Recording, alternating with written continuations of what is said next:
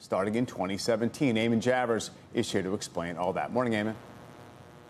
Hey there, Mike. Yeah, we've been talking about this new strain of economic populism that's been rising in the conservative movement, an effort by some at least to steer away from the Reagan consensus of low taxes and lower regulation and steer into a more worker and family-friendly policy that might better benefit Trump voters in particular. Now, I spoke to Sohrab Ahmari. He's a former Wall Street Journal writer and author of the book Tyranny, Inc.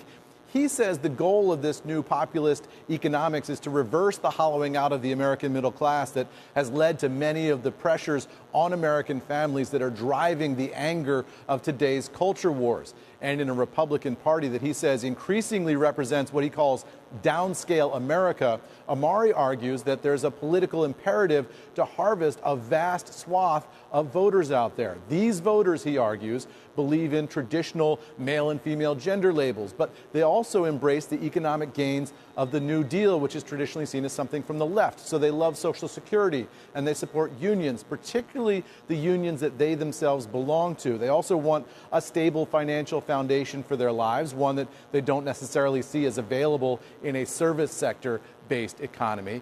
So that leads the economic populists to a dramatically different set of policy ideas than we've seen before from Republicans. Things like across-the-board tariffs, blocking U.S. investment in China, much stricter immigration enforcement, reforming corporate bankruptcy to prioritize payments to displaced workers and to the communities that are affected, and maybe most significantly for Wall Street, a financial transaction tax of 10 basis points on the secondary market sales of stocks, bonds, and derivatives. These economic populists would also ban stock buybacks. It's precisely Trump's appeal to what he calls this downscale America that Ahmari argues accounts for his increasing polling success among Hispanics and African Americans that we've seen over the past year.